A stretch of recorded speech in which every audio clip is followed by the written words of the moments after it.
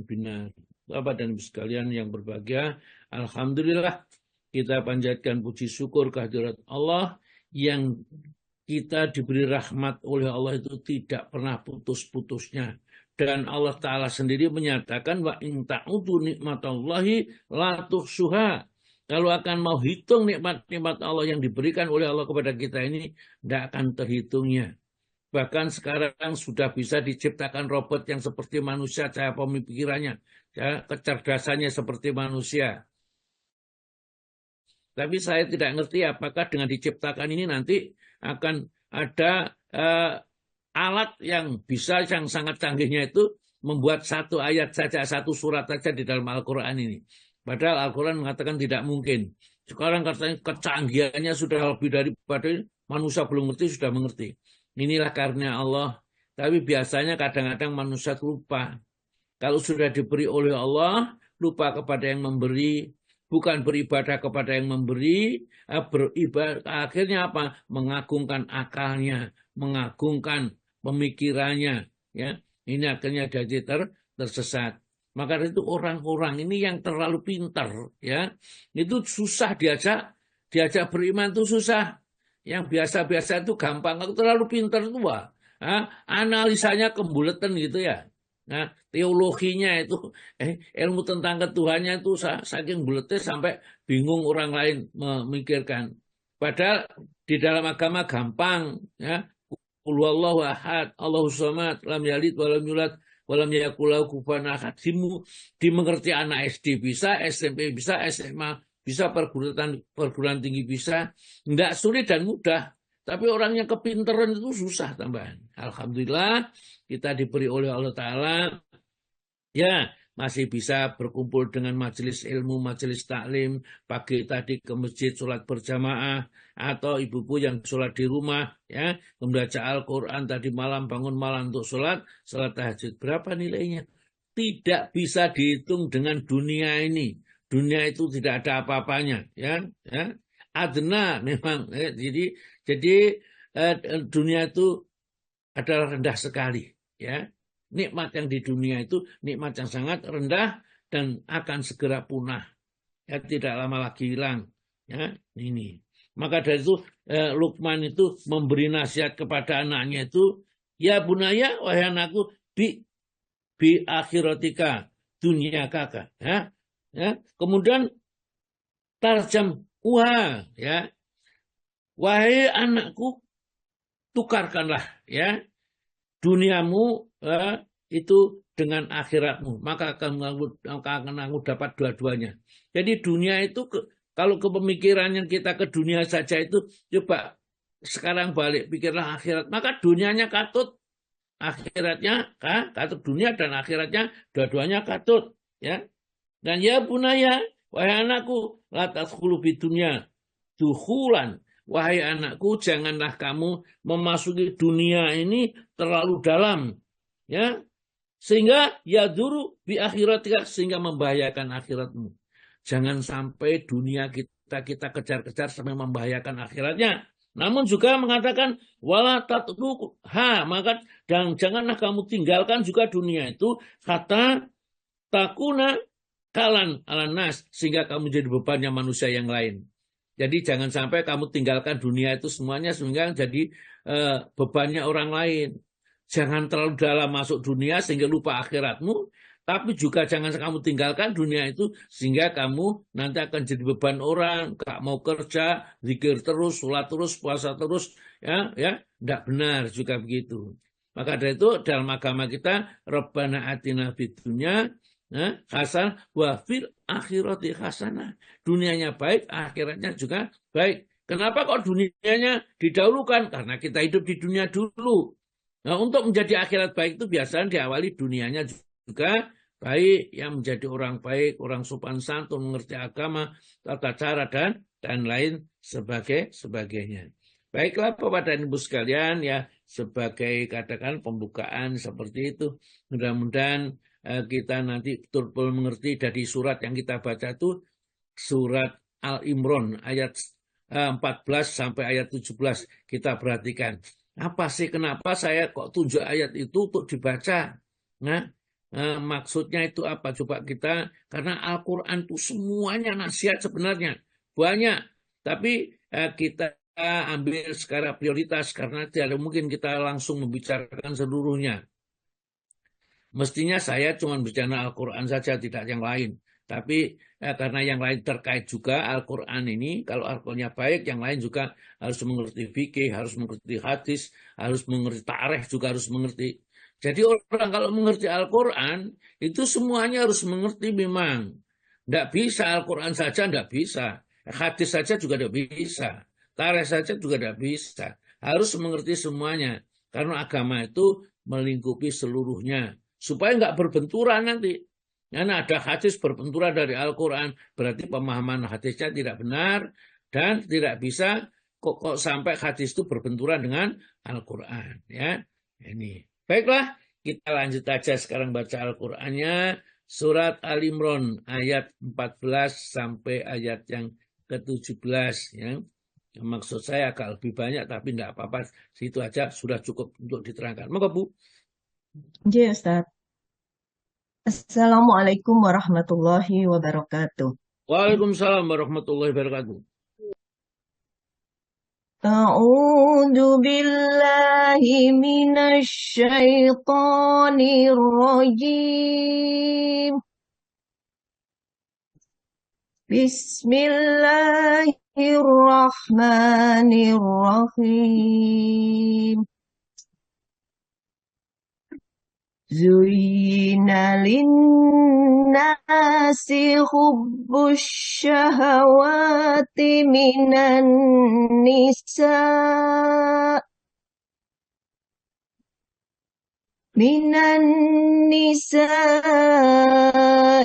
wal banina wal qanatiril muqantarati minadh dhahabi wal fiddah wal khailil musawwamati wal an'ami wal hars. Dzalika mata'ul hayatid dunya. Wallahu indahu husnul ma'ab.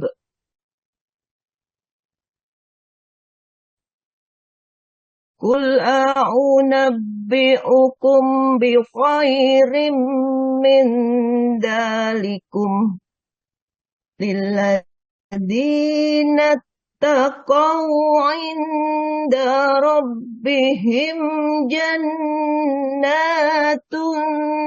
tajri min tahtihal anhar min tahtihal anharu khalidina fiha wa azwajum mutahharah wa azwajum mutahharatun wa ridwanum minallah. Wallahu basirum bil ibad. Alladzina yaquluna rabbana innana amanna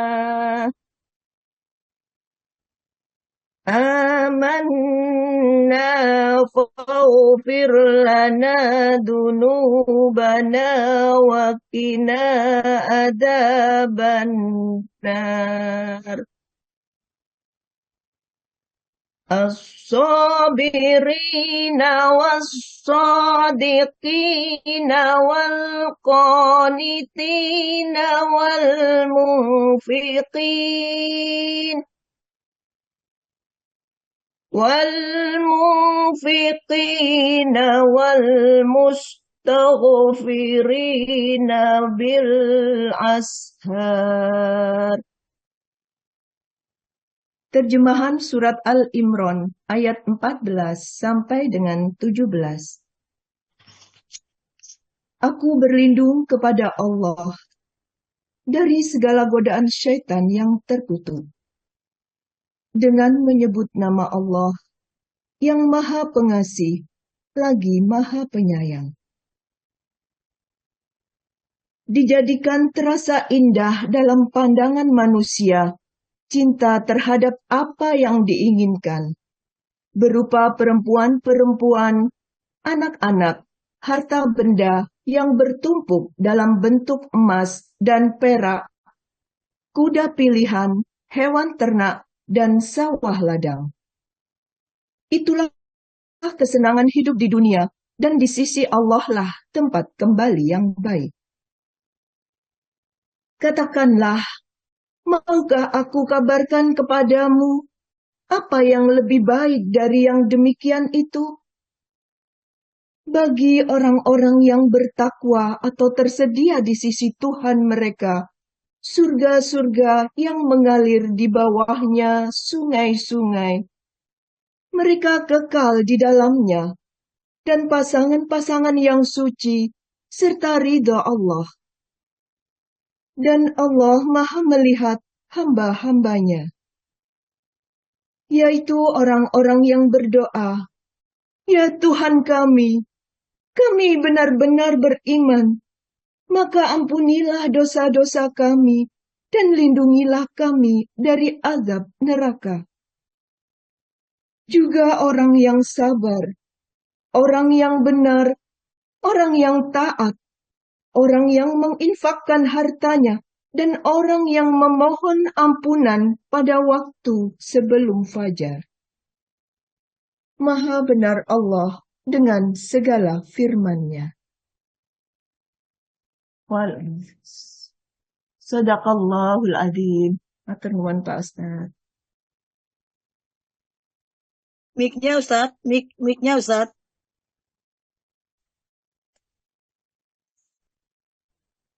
Ya, baik sekali ya, mudah-mudahan terus ya ditingkatkan baiknya ini. Sekarang itu kualitasnya minimal kalau sudah mau dipek mantu sama Pak Yai ya, yang kondang itu sudah nggak malu baca Qur'annya gitulah ya.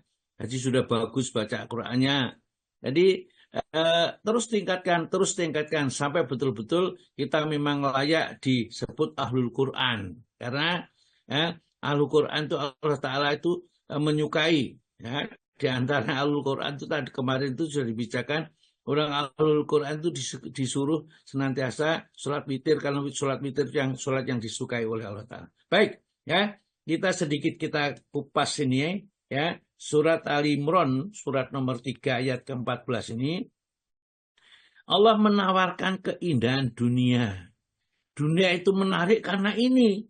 Zuyina dijadikan indah linasi bagi manusia, ya. Apa yang menjadikan indah? Hubus syahwati, dia senang mencintai syahwat, yaitu hawa nafsunya.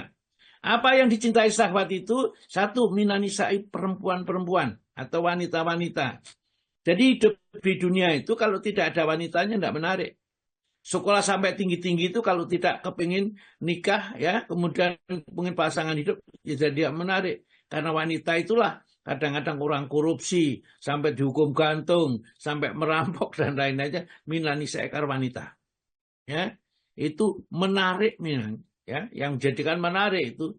Kalau sudah wanita menarik kemudian dimilikinya, dia menjadi mempunyai istri, baru meningkat. Yang menarik lagi walbanina dan anak-anak. Seorang suami istri atau hidup rumah tangga kalau nggak punya anak sepi, tidak ada yang dilihat, tidak ada yang diharapkan, seakan-akan masa yang di depan itu kelihatan pudar begitu ya. Anak, maka sampai mengangkat anak, mengadopsi dan lain sebagainya. Sampai dusta, bukan anaknya, diaku anaknya sendiri, akhirnya dinikahkan dan seterusnya itu. Walbanina. Wal qanatil muqantharah, dan harta benda yang banyak. Kalau Buya Hamka menerjemahkan dan emas yang berpikul-pikul. Jadi artinya harta yang banyak sekali. Jadi kalau punya anak, punya istri, punya anak, ya supaya senang hartanya harus banyak. Ya, apa yang harta banyaknya? Ya, minat dari emas, wal fiddah dan perak. Ya, jadi karena apa? Emas dan perak itu harganya tidak turun, ya terus mengikuti naik terus, ya tidak ada turun ini. Ya, jadi kekayaan yang paling disukai ini, ya, wal khailil musawamati dan kuda pilihan itu artinya kendaraan yang bagus. Jadi kalau sudah punya rumah bagus, ya, kemudian harta yang banyak, kendaraannya harus bagus. Ya, ini. Wal an'ami wal hars dan binatang pemeliharaan, binatang ternak dan tanah sawah ladang. Tanahnya berhitar-hitar. Ya, kemudian panennya kalau sudah panen numpuk ini. Biasanya kalau di desa itu senangnya ya, wal khars, ya, tanah ladang. Zalika mataul hayatid dunya, itu kesenangan dunia itu, ya. Namun ingat, wallahu indahu husnul ma'ab, di sisi Allah itu ada tempat kembali yang lebih baik daripada dunia. Maka dari itu jangan kamu memasuki dunia itu terlalu dalam, wahai anakku, kata Allah itu, sehingga melupakan akhiratmu, menjadikan akhiratmu terbengkalai. Jangan. Karena ada yang lebih baik. Wallahu indahu husnul ma'ab, ada tempat kembali yang lebih baik di sisi Allah. Yakni apa? Surga. Nah, ini. Maka di sini Rasulullah diperintahkan oleh Allah mencerita, kul katakanlah, ya. Kul nabi hukum, maukah kamu saya beritahu, saya kasih kabar, ya, ya, bi khairi min zalikum, yang lebih baik dari hal seperti itu. Mau kamu saya kasih kabar daripada sawah ladang emas yang berpikul-pikul dan lain-lainnya itu.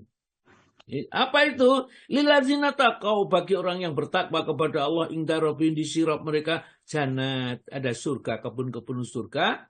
Yang sang menikmati itu tidak bisa tua, ya, yang menikmati itu tidak pernah merasa puas dan berganti makanan. Ulama, setiap kali diberi buah-buahan, ya, rezeki, buahan, min samarotin dari buahan-buahan itu, kemudian itu kok ya sama dengan dulu, ini sama dengan ini, tapi rasanya tidak sama di surga ini, ya, ya. Jadi lilladzina taqau, bagi seorang yang bertakwa, inda rabbihim, di sisi Allah, zanatin surga, tajri yang mengalir mintah dia dari bawahnya al-anharu, sungai-sungai, sungai madu, sungai khamar, sungai susu, dan sungai air tawar. Yang tidak suka semuanya disiapkan air tawar oleh Allah Ta'ala. Karena kalau air tawar tidak ada yang tidak suka. Kalau madu ada yang tidak suka, ya, khamar ada yang tidak suka, barangkali susu pun enggak, ada yang tidak suka. Maka air tawar tidak ada yang tidak suka. Semua manusia suka dengan air tawar. Ya, air tawar ini. Khalidina fiha, mereka kekal di dalamnya. Tidak hanya itu, mereka kalau di surga itu, kalau sendirian meskipun segala macam sudah terpenuhi, enggak nyaman, enggak enak. Kata Allah, wa azwajun, dan pasangan-pasangan hidup mutahharutun, yang bersih, yang disucikan oleh Allah. Ya, suci, ya, akhlaknya suci, di badannya, tubuhnya, dan lain-lainnya. Tidak pernah kencing, tidak pernah berak, meskipun makan dan minum. Ya, inilah memang suasana surga itu tidak sama dengan dunia. Ya. Waridwanu minallah, yang paling pokok itu, dan ridho dari Allah. Nabi Adam alaihissalam masuk surga, tapi belum mendapat ridho sepenuhnya dari Allah, karena masih ada pohon yang tidak boleh didekati. Wala taqrabu hadhihi syajarata fatakuna minadh dhalimin. Kamu jangan sampai mendekati pohon ini, nanti kamu jadi orang zalim karena melanggar larangan Allah. Ini tidak besok. Jadi surganya orang mukmin besok di akhirat itu tidak sama. Karena Allah mengatakan waridwan minallah, dan ridha dari Allah, wallahu, dan Allah basyirun bil ibad, maha melihat terhadap hambanya. Siapakah yang layak diberikan hadiah seperti itu? Oleh karena itu enggak enak tidur-tidur saja di rumah. Menurut nanti surganya enak, yang paling tinggi, enggak mungkin, ya. Ya, sesuatu itu harus dicari dengan keringat, ya, dengan darah dan keringat, katakanlah. Kalau kita mencari dengan sungguh-sungguh pasti akan dapat. Waladzina jahadu fina lanahdiyanahum subulana. Kalau kita sungguh-sungguh mencarinya, maka Allah akan memberikan jalan untuk mencapai, akan mendapatkan yang diinginkannya. Kalau ilmu itu Masya Allah, kuncinya tinggalkan seluruh perbuatan maksiat yang nyata mau tidak nyata, kita akan diberi ilmu oleh Allah Ta'ala. Tapi kalau kita mencari ilmu tapi masih akrab dengan maksiat, jauh panggang dari api, ya, sulit sekali rasanya. Makanya Imam Ahmad tanya kepada sahabatnya itu, apa kamu diajari gurumu? Katanya, kamu tinggalkan seluruh perbuatan maksiat, ya, baik yang nampak maupun yang tidak nampak, maka ruhmu akan naik ke langit dan kemudian kembali ke dunia dengan membawa ilmu tanpa guru. Itu ilmu nama ilmu laduni, ya, ilmu yang tanpa guru. Yang ngerti. Coba kalau kita berikan Imam Malik, Imam Syafi'i, Imam Ahmad dan lain-lainnya itu, kok ilmunya seluas lautan seperti itu, dari mana? Gurunya siapa? Ya, kalau hanya gurunya manusia saja, biasa-biasa, ya enggak bisa. Ya, seluas itu. Ilmunya enggak bisa diukur dengan yang lainnya itu. Gitu kemudian, ya, wallahu basirun bil ibad. Siapa mereka ini?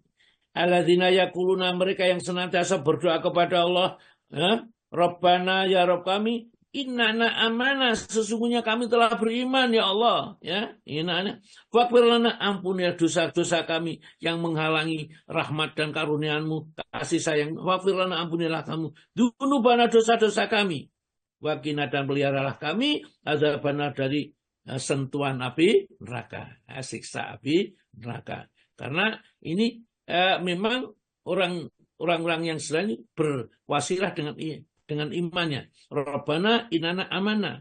Ya Allah, sesungguhnya kami telah beriman, dengan iman itulah faghfir lana, ampunilah aku dzunubana, dosa-dosa kami, wa qina adzabana, dan pelihara kami dari api neraka. Nah, ternyata orang yang seperti itu yang akan disediakan oleh Allah Ta'ala, ya, seperti di ayat yang ke-15 tersebut, ya, mempunyai sifatnya as-sabirina. Mereka adalah orang-orang yang senantiasa sabar. Apapun yang mengenai dirinya, itu adalah datang dari Allah. Kita itu hamba Allah. Tidak bisa kita itu menentukan seenak sendiri. Ya, kalau saya mau gini harus, tidak bisa. Kita itu tergantung kepada Allah. Dan kita itu sangat-sangat, ya, membutuhkan Allah. Ayuhanas, ya ayuhanas, wahai manusia, antum fuqara'u ilallah. Kamu itu butuh kepada Allah. Oleh karena itulah, maka tidak ada istilah lain kecuali sabar. Ada yang dikenangi dosa, diberi ujian seperti ini dan seperti macam-macam, masing-masing manusia punya ujian yang tidak sama. Jangan dikira enak ya. Ya saya dikatakan temannya itu, enak ya, oh saya itu sudah dapat ujian, saya itu Masya Allah ini, hari ini masih belum mendapat ini, anak saya itu membayar sekolah ini, padahal belum ada ini, dan seterusnya itu. Dikira saya tidak diuji, sama Allah diuji. Kesabaran kadang-kadang dihina orang lain juga. Ya, di masjid sudah ngajar, sudah memberikan materi, ngajak ngaji orang. Enak sing ngilok nih ya. Ada saja yang bicarakan ya. Koyok ngerti-ngerti ya dewi wong macam-macam lah ya. Udah, jangan dipedulikan kalau orang seperti itu. As-sabirin, atas sabar. Sabar tatkala diuji oleh Allah dengan kesulitan, dan tetap syukur tatkala ya diberi oleh Allah nikmat dan karunia-Nya. As-sabirina was-shadiqina, tetap jujur benar. Wal qanitina, tetap patuh kepada Allah. Wal munfikina, dan senantiasa membelanjakan hartanya yang dititipkan oleh Allah kepadanya di jalan Allah. Ini sifat yang layak menghuni surga tadi. Ya. Sabar, as-shadiqina, as-sabirina, was-shadiqina, wal-qanitina, wal-munfiqina. Dan orang yang suka berinfak. Kalau kita bakil, jangan. Enggak bisa. Kalau kita ngenteni kaya baru kita infak, ya enggak pernah kita kaya. Karena orang kaya itu harus bakil dulu. Ya. Bakil, sombong, ngenyean, itu baru kaya. Ya, kalau orang yang dermawan itu dicintai oleh Allah belum, ya, belum kaya mereka ya. Kalau kaya itu sudah seperti katanya orang ahli hikmah itu ya. Wal mustakbirina, ya, wal mustakbirina bil askar, dan ujungnya adalah senantiasa mohon ampun di waktu sahur. Artinya apa? Orang itu semalaman suntuk adalah selalu beribadah kepada Allah. Yad'una rabbahum khaufan wa tama'an. Ya. Ya, wa mimma razaqnahum yunfikun, mereka senantiasa berdoa kepada Allah dengan takut dan penuh harap, namun dia tetap menginfakkan sebagian harta yang dicintainya demi untuk cintanya dia kepada Allah. Jadi saya punya harta ini, senang harta memang tidak disalahkan, tapi senang harta itu karena Allah. Maka tatkala Allah memerintahkan kepada kita untuk berbagi dengan yang lain, siap. Ya, siap itu betul, ya, tidak hanya siap saja, tapi siap yang ada kaitan keterusannya. Ya, seperti itu. Mudah-mudahan ya kita dengan intinya yang ayat yang ke-17 tersebut, kita akan menjadi orang yang akan mendapat lebih baik daripada yang diceritakan di ayat 14 tersebut. Dan emas, perak, harta kekayaan, wanita, dan tersedia. Di surga itu semua sudah tersedia. Lilladzina taqau inda rabbihim, ya. Sesungguhnya bagi orang yang bertakwa itu di sisi mereka jannat, ya. Jannatun tajri min tahtiha al-anhar wa azwajum mutahharatun, ya, dan pasangan-pasangan yang suci. Gak pernah di sana ada orang mengumpat, orang yang mencaci, orang yang menghina, ya. Kita tidak mungkin akan ditemukan seorang istri dengan suami yang ngaplokan, tidak ada, ya. Yang misuan tidak ada, ya, kan mereka sudah dibuang ke neraka. Tinggal orang-orang yang baik, akhlaknya mulia, mereka mendapatkan. Ya, jangan khawatir. Siapa yang kita sukai, Allah akan memberikan di akhirat kelak. Ya, tidak ada. Ya, yang penting kita bagaimana caranya supaya kita bisa meraih surga yang seluasnya kemarin, ya, seluas langit dan bumi. Satu ayat menerangkan wasyari'u ila maghfiratin, yang satu wasabiku ila maghfiratin min rabbikum. Hampir sama. Yang bersabiku, yang satunya syari'u. Syari'u itu cepat-cepat, kalau sabiku berlomba-lomba.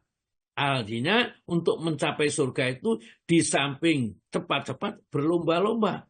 Ya, raihlah surga yang paling tinggi. Begitu barangkali, ya. Ya.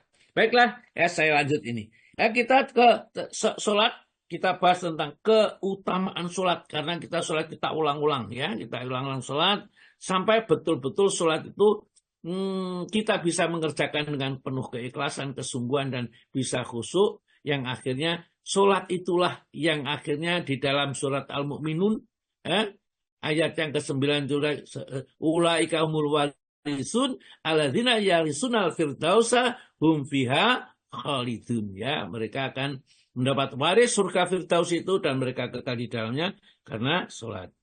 Monggo Pak Istiqom dibaca ensiklopedia sholat, ya, jilid 1 halaman 193, keutamaan sholat. Bagaimana Pak Istiqom? Ada bukunya? Tentang Pak Ustadz, keutamaan sholat nggih. Nggih. 193. Halamannya. Kok ini tentang jilid 1. Nggih, Ustadz. Baik, Ustadz. Keutamaan sholat. 1. Sholat dapat mencegah perbuatan keji dan mungkar. Berkenaan dengan hal tersebut, Allah Ta'ala berfirman yang artinya, bacalah apa yang telah diwahyukan kepadamu, yaitu Alkitab atau Al-Quran, dan dirikanlah sholat. Sesungguhnya sholat itu mencegah dari perbuatan-perbuatan keji dan mungkar. Dan sesungguhnya, mengingat Allah atau sholat adalah lebih besar keutamaannya dari ibadah-ibadah yang lain. Dan Allah mengetahui apa yang kalian kerjakan. Surat Al-Ankabut ayat 45. Jadi tidak ada ibadah yang lain yang dinaskan oleh Allah dapat mencegah perbuatan keji dan mungkar. Ya, itu hanya sholat. Ya, karena sholat itu sepanjang mulai takbir sampai salam, itu perhatian kita seluruhnya harus kita tumpahkan hanya kepada Allah, ya. Maka diawali dalam surat Al-Ankabut ayat 45 itu, ya, utlu bacalah, bukan ikro, ya. Kalau utlu bacalah itu artinya setelah membaca ikuti apa yang ada perintah dan larangan ini, ya. Ini ma'ukhya, apa yang diwahyukan ilaika kepadamu minal kitabi, dari kitab, maksudnya Al-Quran. Kalau sudah mengerti Al-Quran, membaca, paham Al-Quran, wa aqimus sholat, kalau begitu. Ya. Jadi kalau kita sudah pintar baca Al-Quran, kok nggak sholat, atau sholatnya sering tertinggal, sering terlambat, ini ada pertanyaan besar. Kenapa sholatnya sudah baca Qur'annya sudah bagus, kok sholatnya sering tertinggal? Ini ada yang salah tentunya. Karena Allah Ta'ala untuk merintahkan sholat itu diawali dari membaca Al-Quran. Kemudian fadilahnya diketahui oleh Allah Ta'ala. Inna sholata, sesungguhnya sholat itu yang dikarenakan baik dan benar tentunya. Itu kekuatannya tanha anil faksai wal munkar, dapat mencegah perbuatan yang keji. Ya. Perbuatan keji itu perbuatan yang dosa kemungkaran yang diakibatkan karena hawa nafsu. Ya. Misalnya nafsu seksual, ya, zina, homoseks, ya, kemudian lesbi dan lain-lainnya, ya, itu perbuatan-perbuatan keji. Dan juga termasuk perbuatan-perbuatan yang merugikan orang lain. Misalnya keji membunuh itu perbuatan juga keji. Mungkar adalah perbuatan yang diingkari oleh kebenaran. Wallahu, ya, dan Allah ya'lamu ma wala dzikrullahi akbar, dan sungguh diingat kepada Allah tatkala kita sedang sholat, senantiasa ingat kepada Allah, itu pengaruhnya sangat besar sekali di dalam kehidupan manusia ini. Wallahu ya'lamu ma tasnaun, dan Allah mengerti sedalam-dalamnya apa yang kamu kerjakan dan siap nanti akan dibalasnya. Dan itu tentunya akibat dampak dari sholat yang kita kerjakan. Yang kedua, Pak, monggo Pak. Yang kedua, sholat merupakan amal yang paling baik setelah 2 kalimat syahadat. Hal itu didasarkan pada hadis Abdullah bin Mas'ud radhiyallahu anhu. Dia bercerita, aku pernah bertanya kepada Rasulullah SAW, apakah amal yang paling baik itu? Beliau menjawab, sholat tepat pada waktunya. Lalu kutanyakan lagi, lanjut Ibnu Mas'ud, kemudian apa lagi? Beliau menjawab, berbakti kepada kedua orang tua. Dia berkata lagi, selanjutnya kutanyakan, lalu apa lagi? Beliau menjawab, jihad di jalan Allah. Ya, jadi amal yang paling baik dalam hadis lain, amal yang paling dicintai oleh Allah Ta'ala. Itu sholat yang dikerjakan tepat pada waktunya. Tanyakan pada diri kita sendiri, sudahkah kita kalau sholat tepat pada waktunya, atau ini sebagai slogan saja? Ya. Artinya, sebenarnya kita tidak pernah sholat tepat pada waktunya, slogan-slogan saja. Itulah juga Allah mengingatkan kepada kita bahwa nanti di akhirat yang akan mendapat perlindungan, yang tidak ada perlindungan pada saat kecuali dalam lindungannya adalah 7 golongan, diantaranya adalah orang yang senantiasa hatinya terpaut dengan masjid. Maksudnya orang yang sholat senantiasa di masjid berjamaah. Nah, seperti itu. Jadi kalau saya kemarin membaca itu dari hadis itu, dari 7 orang yang dilindungi ini, nampaknya semua kok berat. Hanya satu saja yang agaknya kita bisa mencoba untuk merealisasikan ini, yaitu sholat senantiasa berjamaah di masjid. Meskipun itu juga berat, tapi itu yang agak lebih mudah. Disuruh adil, pemimpin yang adil juga berat. Ya. Kemudian jatuh pemuda yang senantiasa hidup dalam beribadah sampai mati juga berat. Ya. Kemudian orang yang tangan kanannya bersedekah, tangan kiri tidak tahu juga berat. Kemudian orang dirayu perempuan yang cantik dan berwibawa serta pangkatnya tinggi, tidak mau karena takut kepada Allah juga belum pernah. Barangkali kalau diuji seperti itu juga belum tentu kita lolos ya misalnya. Dan kita menangis karena takut kepada Allah itu juga berat. Ya, sekedar nangis meneteskan air mata di dalam kesendiriannya karena takut kepada Allah itu juga berat. Jadi nampaknya yang agak ringan kok kalau kita senantiasa sholat berjamaah di masjid. Ya. Kenapa? Kesempurnaan orang yang sholat di masjid itu dengan berjamaah itu terjamin. Ya. Kalau imamnya yang salah, makmumnya benar, dia diberi pahala sempurna makmumnya ini. Kalau imamnya benar, makmumnya benar, tambah besar lagi pahalanya. Kemarin kita sudah bahas itu tentang sholat berjamaah. Ya, ini. Jadi ya yang paling baik sholat tepat pada waktu, baru berbakti pada orang tuanya, dan yang terakhir ada jihad di jalan Allah. Jadi inilah ya amalan yang paling dicintai oleh Allah dan amal yang dianggap paling baik menurut keterangan Rasulullah berdasarkan pertanyaan Ibnu Mas'ud tersebut.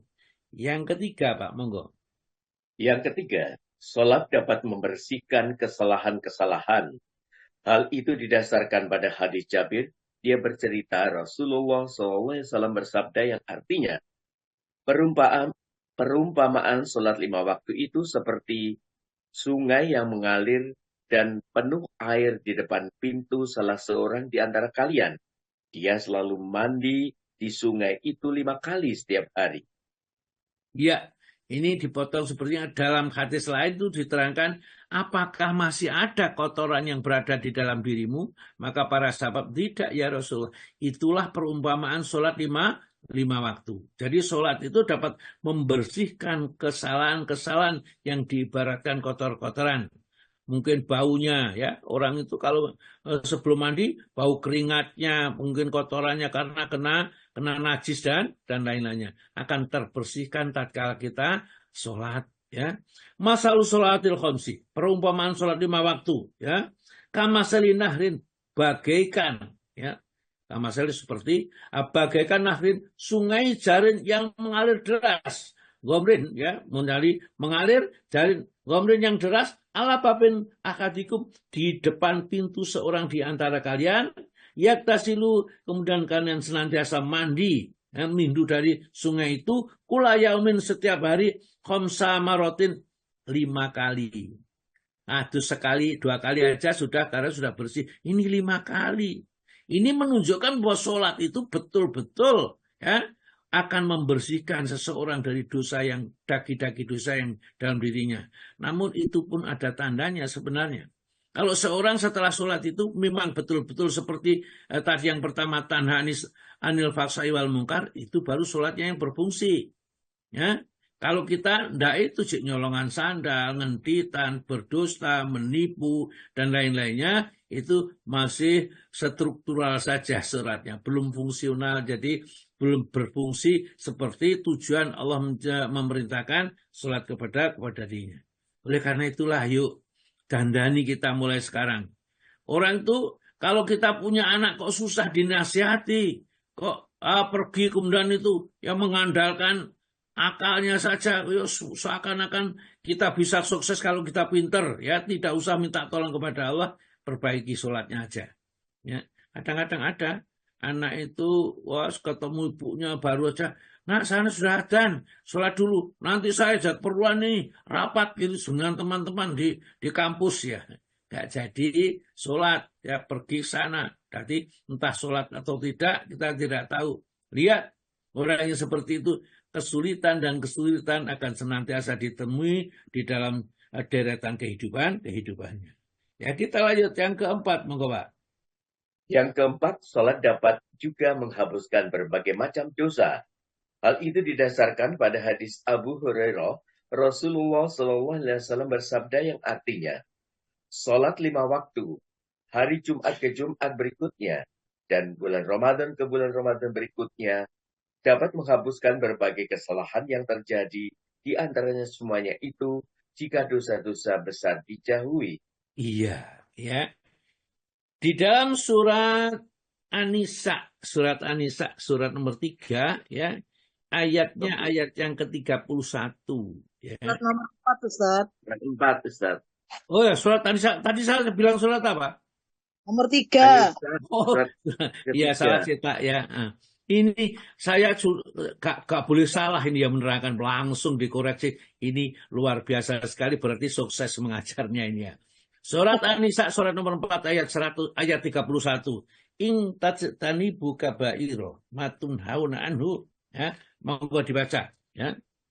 Jika kamu menjauhi dosa-dosa besar di antara dosa-dosa yang dilarang kamu mengerjakannya, niscaya kami hapus kesalahan-kesalahanmu atau dosa-dosamu yang kecil, dan kami memasukkan kamu ke tempat yang mulia atau surga. Iya, jadi dosa-dosa yang terhapuskan karena sholat, karena wudhu, karena zikir, karena puasa, sunnah barangkali, atau apa, itu bukan dosa besar, dosa-dosa yang kecil. Tapi jangan meremehkan dosa kecil itu, kalau tidak diampuni akan berubah jadi dosa besar. Ingat, ya, hanya satu lidi. Kalau dikumpulkan menjadi satu tumpuk, bisa juga mematangkan, ya, nasi yang dinanak itu di tanah bisa. Lidi kecil itu, kalau dikumpulkan banyak, oleh karena dosa-dosa kecil, kalau nanti menjadi banyak dosa itu, maka akan membinasakan orang yang pelaku dosa itu. Ini Allah Ta'ala berfirman ini supaya memberi harapan kepada kita bahwa tugas kita tidak mungkin menjauhi sepenuhnya dosa-dosa kecil. Maka dosa-dosa kecil itu bisa dijauhi dari satu wudu, dari sholat, dari zikir, puasa, sabar, ya, itu akan dihapus. Kalau dosa besar dijauhi. Ingtajtanibu, jika kalian menjauhi kabaira, dosa-dosa besar, matun hauna anhu, yang kamu dilarang untuk mengerjakannya, dosa besar itu, nukafir ankum, maka kami hapus atas kalian, ya, sayiatikum, keburukan kalian, ya, wa nudkhilkum, dan kami masukkan kalian mudkhalan karima, di tempat yang sangat mulia, yakni di surga. Di hadis ini disebutkan as-salatul khamsu, salat 5 waktu, wal jum'atu ilal jum'ati, ya, dari hari Jumat ke Jumat, wa ramadhanu ila ramadhana, dari Ramadan ke Ramadan yang lain, ya, mukafaratun, dapat menghapuskan dosa-dosa lima bainahun, di antara keduanya, ya, tunibat, selagi dijauhi al-kabair, dosa-dosa besar. Jadi kalau dosa besar dijauhi, semua akan terhapuskan. Maka dari itu orang yang tidak ahli dosa besar, ya, maka lapanglah baginya untuk menuju kepada rahmat Allah, yakni surganya Allah. Jangan khawatir, jangan terlalu pesimis, jangan takut, ya. Allah Ta'ala pasti akan berikan rahmat karunia dengan surganya kalau kita istiqomah, ya, menjalankan kebaikan-kebaikan yang sudah disyariatkan di tuntunan Nabi. Nggak usah ngarang-ngarang sendiri dengan dikir cara-cara yang tidak kita temukan, yang dikerjakan oleh Nabi dan para sahabat kita lakukan, ya, dengan gelang-geleng sih ke orang sampai kadang-kadang saya lihat di YouTube itu, Masya Allah, ya, itu katanya sudah hatinya orang, bagimu surga, katanya. Surganya siapa memang, ya. Berita itu mengikuti syariat yang tidak disyariatkan. Nabi tidak mensyariatkan, para sahabat tidak ada yang mencontohkan seperti itu. Nah, mereka itu dengan perasaannya sendiri, kalau seperti orang kesetanan seperti itu, berarti sudah masuk betul-betul di dalam dirinya kalimat la ilaha illallah. Jangan-jangan jin yang masuk ke dalamnya. Mereka kesurupan seperti orang gila seperti itu. Ya, hati-hati, jangan sampai kita ditipu. Wala taghurunakumul hayatid dunya wala yaghurnakum billahi ghurur. Jangan sampai dunia itu menipumu, jangan sampai setan yang tukang menipu itu pandai menipu kepadamu, ya. Bahaya. Ya, terus yang kelima, Pak. Yang kelima, sholat menjadi cahaya bagi pelakunya, baik di dunia maupun di akhirat. Hal itu didasarkan pada hadis Abdullah bin Umar dari Nabi Shallallahu Alaihi Wasallam. Pada suatu hari, beliau pernah berbicara tentang sholat. Beliau bersabda, artinya, barang siapa memelihara sholat, ia akan menjadi cahaya, bukti, dan penyelamat baginya pada hari kiamat kelak. Barang siapa tidak memeliharanya, ia tidak akan menjadi cahaya, bukti, dan penyelamat baginya. Dan pada hari kiamat kelak, ia akan bersama Qarun, Fir'aun, Haman, dan Ubay bin Khalaf. Ya, ini di dalam fikih sunnah Said Sabiq sudah disebutkan, ya, tentang bahayanya meninggalkan sholat, ya, dan keutamaan tentang sholat. Ya, Rasulullah SAW bercerita kepada sahabat-sahabat itu tatkala memberi nasihat dan menceritakan tentang sholat, man hafadzu alaiha. Barang siapa menjaganya sholat itu, artinya dikerjakan seperti yang diperintahkan. Ya, tepat waktunya di awal waktu, berjamaah, dan di masjid itu tuh memelihara betul ini. Ya, minimal ya kita kerjakan pada waktunya saja lah, minimal, ya. Kalau kita belum bisa berjamaah senantiasa di masjid, tapi minimal kita kerjakan pada waktunya saja. Tidak kita kerjakan di luar waktunya. Jangan sampai sholat duhur dikerjakan setelah sholat asar. Ya, ini kecuali memang jamak. Kalau jamak ya memang diperbolehkan, baik jamak takdim maupun jamak takhir. Kalau enggak, kerjakan pada waktunya. Kanat adalah, ya, kanat itu asalnya kana. Ya, kalau ditambah tak itu karena fi'il madi boleh ditambah dengan tak. Seperti. Kanat adalah lahu baginya nuron, nur, cahaya. Cahaya di dunia, cahaya di akhirat. Mereka tidak akan mudah tersesat karena ajaran yang salah, ya. Dan di akhirat mereka tidak akan tersesat menuju kepada neraka karena diberi cahaya, ya. Rabbana atmin lana nurana waghfir lana innaka ala kulli syai'in qadir. Itu di dalam surat nomor 6 ya, kalau nggak salah yang ke-8 itu, yang di ujungnya itu, ya. Jadi Rabbana ighfir lana, ya Allah ampuni kepada kamu, atmin lana nurana, sempurnakan cahaya kami, waghfir lana, dan ampuni kami, ya. Itu ya di dalam, enggak salah itu ayatnya ayat yang ke-8 ya Pak, ujungnya itu. Ya nanti aja dibaca, kalau saya salah saya tolong diingatkan. Ya, jadi lahu nuran wa burhanan, dan dua solat itu menjadi burhan, menjadi penolong, menjadi hujah lah, ya. Menjadi hujah di hadapan Allah bahwa dia sudah menjalankan perintah Allah yang namanya solat, ya. Wa najatan, dan penyelamat dia. Menyelamatkan dari api neraka, menyelamatkan di siksa kubur. Orang yang sholatnya benar itu tidak akan mendapatkan siksa kubur. Ya, dikerjakan ini. Ya, orang yang lepas dari siksa kubur, maka dia akan mendapatkan jalan lapang untuk menuju surga. Jadi tugas kita yang penting, ayo kita selamatkan. Jangan sampai kita mampir di dalam alam kubur itu mendapat siksa kubur. Ya. Wa najatan minan nari yaumil kiamah, dan di besok dari kiamat akan menyelamatkan kita dari api neraka. Wa ma lam yuhafid alaiha, barang siapa yang tidak mau memelihara atau tidak memelihara salatnya, lam takun nuran, mereka tidak mempunyai nur, ya.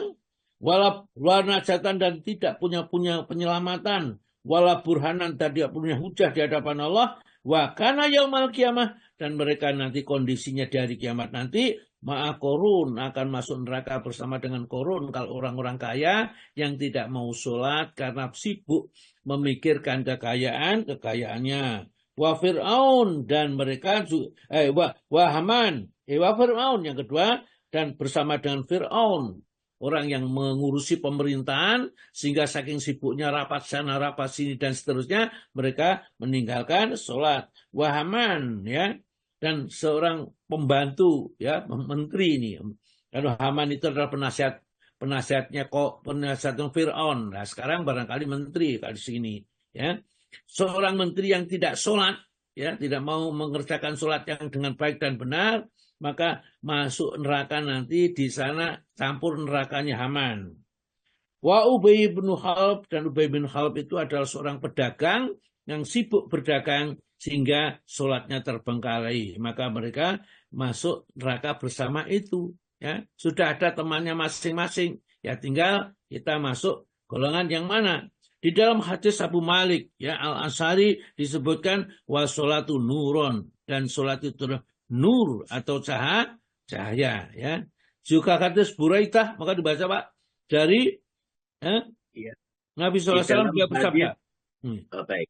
Juga hadis Burairah dari Nabi SAW bersabda yang artinya, berilah kabar gembira kepada orang-orang yang berjalan kaki ke masjid-masjid di kegelapan malam dengan nur atau cahaya yang sempurna pada hari kiamat kelak. Ya, biasanya di desa itu kan, dulu ya mungkin zaman Nabi itu kan tidak ada listrik, ya. Jadi kalau berangkat ke masjid itu ya tentu gelap kalau Isya itu, sholat Isya ini. Maka di sini disebutkan, berilah kabar gembira kepada orang-orang yang berjalan ke masjid, ya, di dalam kegelapan malam, ya. Itu maksudnya pergi ke masjid sholat Isya atau sholat Maghrib itu kan gelap sudah. Berikan kabar gembira mereka. Jangan khawatir sekarang memang gelap, tapi besok diberi nur oleh Allah, cahaya yang sempurna pada hari kiamat, tatkala yang lain mendapat kegelapan. Jadi sholat berjamaah Isya, Maghrib dan Isya di masjid itu akan membawakan nur yang akan diberikan oleh Allah besok di hari kiamat. Yang terakhir, maka dibacakan ayat yang hadis yang nomor 6. Yang keenam, dengan sholat Allah akan meninggikan derajat dan menghapuskan kesalahan. Hal itu didasarkan pada hadis Sauban, pembantu Rasulullah SAW. Dari Nabi SAW beliau bersabda, yang artinya, engkau harus banyak bersujud atau sholat. Sesungguhnya, engkau bersujud sekali saja kepada Allah, maka Allah akan mengangkatmu 1 derajat dan menghapuskan 1 kesalahan darimu. Jadi Sauban yang merawatkan hadis ini, dia itu pembantunya Rasulullah. Katakanlah kalau sekarang ya, kalau dulu budak gitulah, tapi dia sudah dimerdekakan jadi pembantu. Beda pembantu dan budak. Kalau pembantu membantu ya, itu tidak harus ya. Artinya tidak mutlak. Kalau juraganya bilang gini harus begini, enggak. Kalau budak tuh harus pokoknya senang atau tidak senang ya, harus dikerjakan kalau budak. Nah, Sauban ini tatkala membantu jadi pembantunya Rasulullah itu rumahnya apa saja itu sudah dibersihkan sebelum waktunya. Jadi kalau misalnya itu akan bersih sampai jam 12 gitu misalnya, sampai jam 10 sudah bersih. Sisanya waktu jam 10 sampai jam 12 untuk menunggu sholat duhur itu, maka dia gunakan duduk melihat kemana saja Nabi berjalan. Ke selatan, ke utara, ke kiri, ke kanan, dilihat. Sampai ditegur sama Rasulullah. Wahai Sauban, apa yang kamu lakukan? Saya perhatikan kamu kok pandangannya selalu tertuju kepada saya. Ya Rasulullah, saya cinta kepadamu. Ya, sungguh saya cinta kepadamu ya Rasulullah. Ya, namun saya tidak tahu nanti kalau di akhirat saya bisa ketemu apa enggak sama engkau ya Rasulullah. Kalau di dunia saya bisa melihatmu, oleh karena itu saya puaskan melihatmu. Kalau nanti kalau sudah engkau dipanggil oleh Allah dan saya juga sudah mati nanti, tentunya surgamu lebih tinggi daripada saya seandainya saya masuk surga. Ya Rasulullah, mumpung masih di dunia saya puaskan ini. Sebenarnya saya tidak suka kalau tidak melihat engkau barang sejenak, sekejap saja. Ingin melihat terus Rasulullah ini. Karena cintamu kepadaku ya sahabat. Iya, ya Rasulullah. Kata Nabi kita, engkau akan dikumpulkan dengan orang yang kau cintai. Maka Rasulullah perintahkan, kalau kamu ingin kumpul dengan Nabi nanti, maka alaikum bikasor sujud, maka hendaklah engkau banyak sujud, wahai Sauban. Maksudnya banyak sujud itu apa? Banyak mengerjakan sholat sunnah. Jadi siapa yang ingin surganya tinggi, ya, bisa menemani Nabi, melihat Nabi terus nanti di akhirat, maka hendaklah ia banyak mengerjakan sholat sunnah. Karena di sini Nabi mengatakan, alaika bikasar sujud, hendaklah engkau memperbanyak sujud. Sujud di sini yang maksud adalah sholat sunnah. Fa'inaka maka sesungguhnya engkau latas juta lillahi sajadatan, tidaklah engkau sujud satu kali saja sujud karena Allah, ila kecuali dengan sujud itu rafa'akallahu biha, Allah kau mengangkat dengan sholat sunnah yang kau kerjakan itu ya darajatan 1 derajat, wahabta dan menghapuskan angka darimu biha dengan sholat sunnah itu khotiatan 1 kesalahan.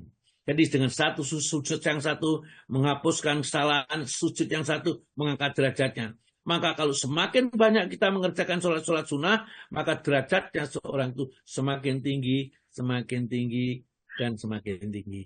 Ya. Jadi ini tentang sholat, nanti kita masih lanjutkan. Ini panjang ceritanya masih. Ya mudah-mudahan nanti kita masih bisa terus-menerus memperbaiki ini. Karena kita dengan mempelajari fadilah keutamaan yang diterangkan oleh Nabi, ya, itu kita akan mendapatkan derajat yang tinggi nanti di akhirat. Dan kalau kita nanti akan dikumpulkan dengan siapa yang kita cintai. Kalau kita cinta sama Rasulullah, kita dikumpulkan nanti. Ya tentunya konsekuensi orang cinta itu. Ya ikutilah apa yang dilakukan, apa yang diperbuat oleh yang kita cintai. Jangan kita cinta saja hanya di mulut. Itu bohong namanya. Kalau kita, supaya kita bisa cinta dengan orang yang kita, ya, yang dicintai oleh Allah, ada doa yang diajarkan oleh Nabi. Tatkala Nabi itu diajari oleh malaikat Jibril, Pak Muhammad katakanlah, Allahumma inni as'aluka hubbaka wa hubba mayuhibbuka wal amalalladzi yubalighuni hubbaka. Itu sudah saya sampaikan dulu dan masih ingat ya, masih ingat semuanya, nggak ada yang tidak ingat ya. Ini dibaca setelah selesai salam atau sebelum salam. Bil ama innaka hamidum majid ya. Allahumma gfirli ma qaddamtu ma akhartu dan seterusnya dosa dulu. Kemudian ada lagi dijawabnya Allahumma inni as'aluka hubbaka wa hubba ma yuhibbuka wal amal ladzi yubalighuni hubbaka. Ini ya, saya minta supaya cinta kepada Engkau dan cinta kepada orang yang dicintai oleh Allah Ta'ala. Baik, saya kira sampai di sini. Sementara kita lanjutkan dengan fikih sunnah Sayyid Sabiq jilid 2 bab yang keempat kemarin ya, tentang sholat witir ya, tentang sholat witir. Halaman berapa Pak Tomo kemarin Pak Tomo? Halaman 40 Ustaz. Ya 40. Nah, monggo 40 Pak Tomo, monggo. Yang keempat, bilangan rakaat witir. Imam Tirmidzi berkata, diriwayatkan dari Nabi SAW bahwa beliau berwitir 13 rakaat, 11, 9, 7, 5, 3 atau serokaat saja. Ya, witir itu ganjil. Maka di sini sebetulnya yang paling banyak itu 13 rakaat ya. Ini tentunya dengan 2 rakaat sholat yang iftitah itu dijadikan witir sekali ya. Dan nanti cara-cara witir itu ada yang terus-menerus ya, langsung ya. Kemudian sampai ayat yang terakhir kita salam. Ada yang pada rakaat genap kita tasawuf, kemudian tambah satu lagi kita salam. Teruskan, Pak. Ishak bin Ibrahim berkata, yang dimaksudkan dengan riwayat di atas ialah bahwa Nabi SAW itu bersolat malam sebanyak 13 rakaat. Dan di antara rakaat yang sebanyak itu adalah solat witir. Jadi nama solat malamnya digabungkan kepada solat witir saja. Iya, terus? Di dalam mengerjakan solat witir itu, boleh 2 rakaat, maksudnya dua rakaat, kemudian serokaat, masing-masing dengan tasahud dan salam. Tetapi boleh pula dilakukan seluruhnya itu dengan 2 kali tasahud dan sekali salam. Terus? Jelasnya seluruh rakaatnya disambung tanpa bertasahud selain pada rakaat sebelum terakhir dan selanjutnya berdiri lagi untuk meneruskan serokaat lalu bertasahud dan salam. Bahkan boleh pula dilakukan seluruhnya itu dengan sekali tasahud dan salam dalam rakaat terakhir saja. Terus? Tidak macam yang di atas itu, semuanya boleh berdasarkan sunnah Nabi SAW. Ibnu Qayyim berkata bahwa hadis-hadis yang tegas dan sah mengenai sholat witir dengan 5 atau 7 rakaat yang bersambungan itu memang ada. Seperti hadis Ummu Salamah yang menjelaskan bahwa Rasulullah SAW itu juga berwitir 7 atau 5 rakaat bersambungan tidak dipisahkan dengan salam atau bicara. Nah, jadi begini, ringkasnya. Witir yang 13 rakaat itu Rasulullah kadang-kadang mencampur antara sholat malam jadi 2 rakaat salam, 2 rakaat salam.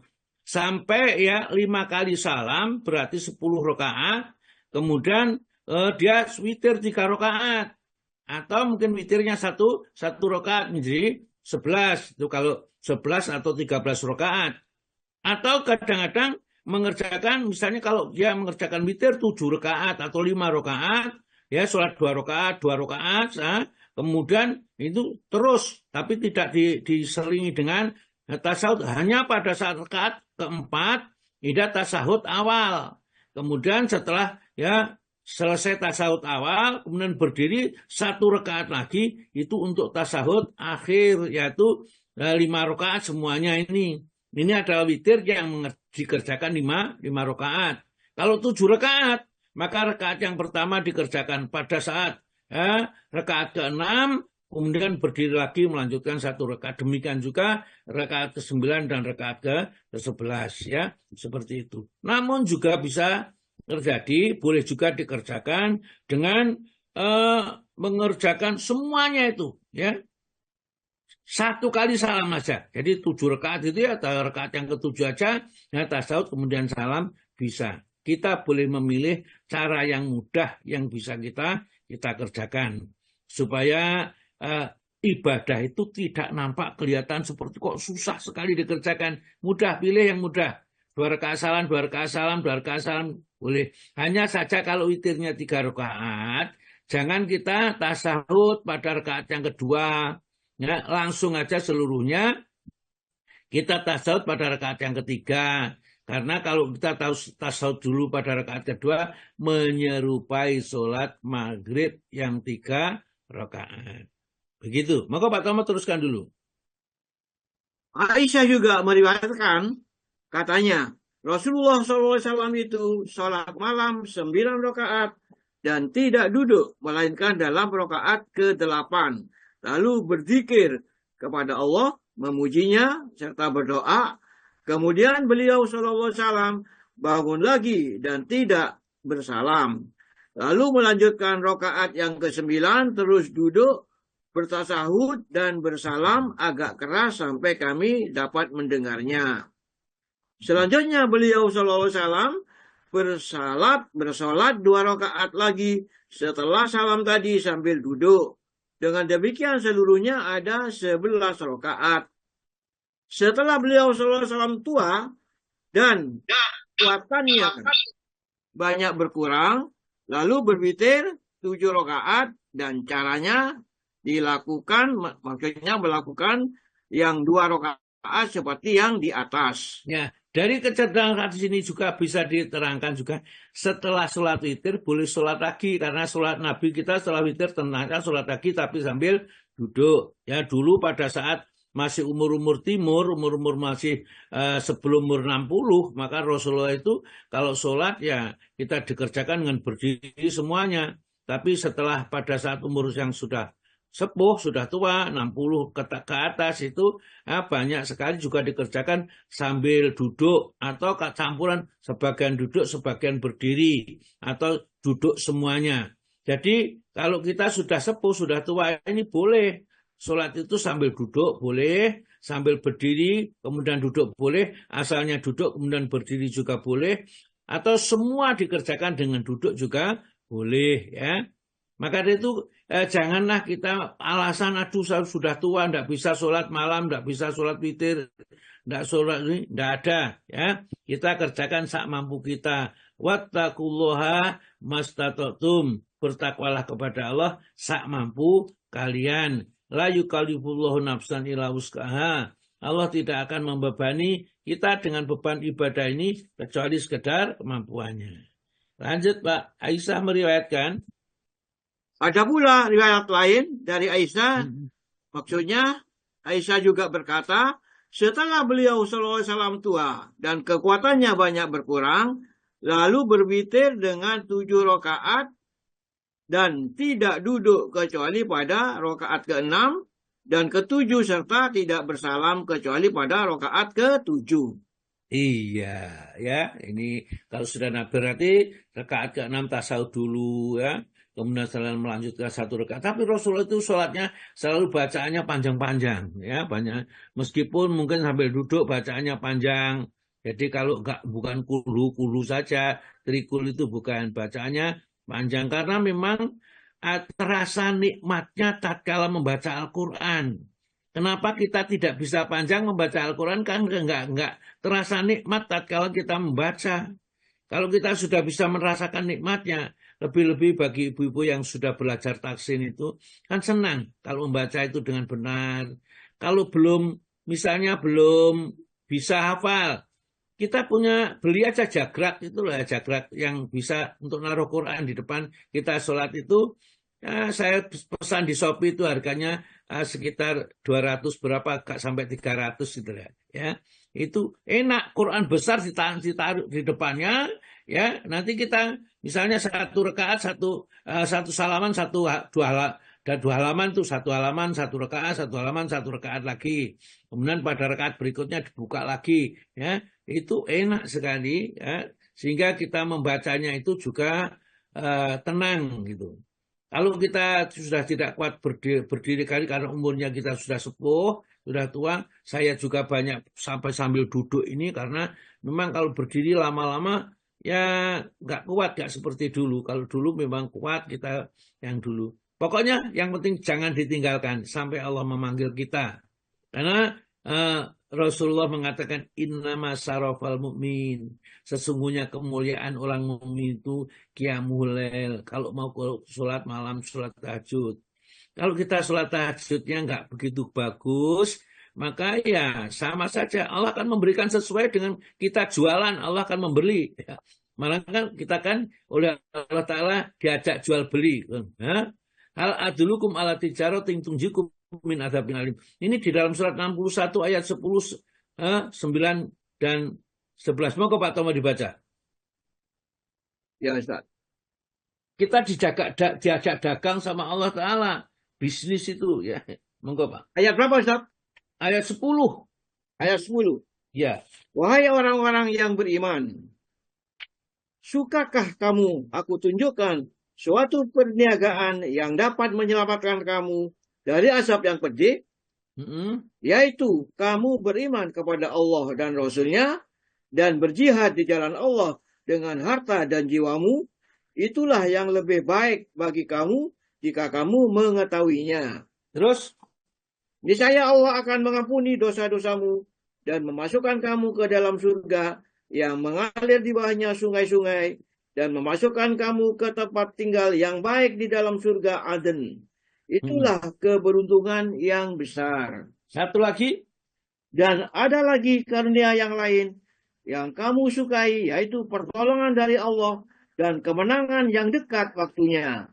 Dan sampaikanlah berita gembira kepada orang-orang yang beriman. Ya, jadi Allah itu juga berdagang, ya, berniaga dengan kita, ya. Ya ayyuhalladzina amanu. Namun yang diajak berdagang itu berniaga hanya orang yang beriman. Kalau nggak beriman dia dipanggil orang kafir. Bukannya ayyuhannas ayyuhalladzina amanu. Hal adulukum, apakah kamu mau saya tunjukkan ala tijaratin atas suatu perdagangan atau perniagaan, ya. Tungjikum min azabil alim, ya, yang dapat menyelamatkan kamu dalam siksa yang pedih.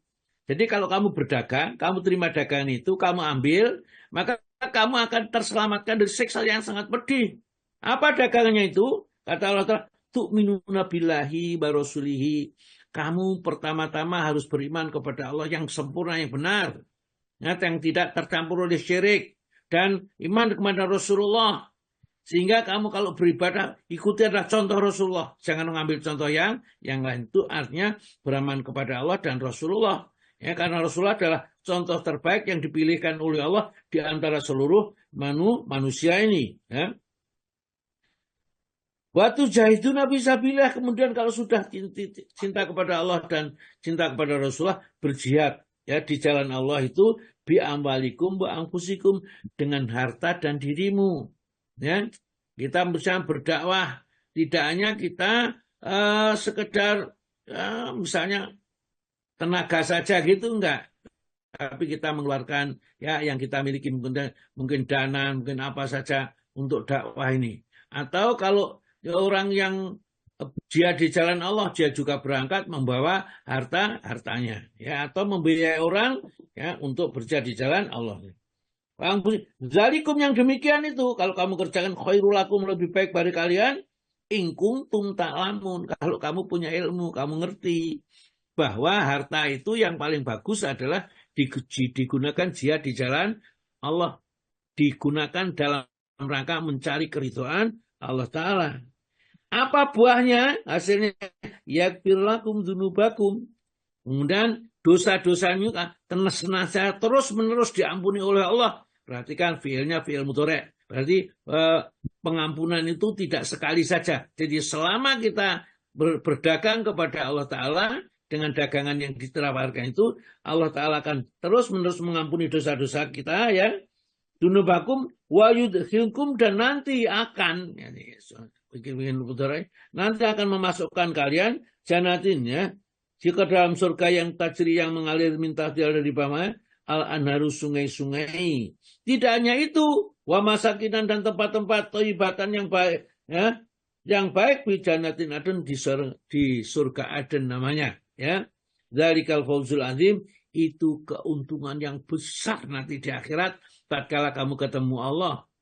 Namun demikian, wa ukhra tuhibunah, ada yang kamu senangi di dunia sebelum kamu masuk di akhirat ini. Apa itu? Kalau berdagang dengan Allah itu nasrun minallahi wa fathun qarib, ya, pertolongan dari Allah dan kemenangan yang dekat, ya. Jadi pasti kita dimenangkan sama Allah, pertolongan karena ditolong sama Allah dekat. Wa basyiril mukminin, maka sampaikan berita gembira kepada orang-orang yang beriman dan mau berdagang kepada Allah Ta'ala. Maka lanjut Pak Tomo. Di dalam riwayat lain diterangkan bahwa beliau Sallallahu Alaihi Wasallam bersolat 7 rakaat dan tidak duduk kecuali rakaat yang terakhir. Diriwayatkan oleh jamaah dan semua itu adalah hadis-hadis yang sahih dan sahih. Aisyah meriwayatkan Rasulullah SAW itu bersolat malam 13 rakaat, termasuk di dalamnya sholat witir 5 rakaat. Beliau SAW tidak duduk tasahud kecuali pada rakaat yang terakhir. Terus? Bahkan tiada sebuah hadis pun yang berlawanan dengan keterangan di atas itu selain sebuah hadis yang disabdakan oleh Nabi SAW, sholat malam itu 2 rakaat, 2 rakaat. Ini pun hadis sahih pula. Tetapi yang menjelaskan cara berwitir Nabi SAW itu adalah hadis-hadisnya paling menguatkan. Maka sebenarnya 2 keterangan tadi tidaklah berlawanan.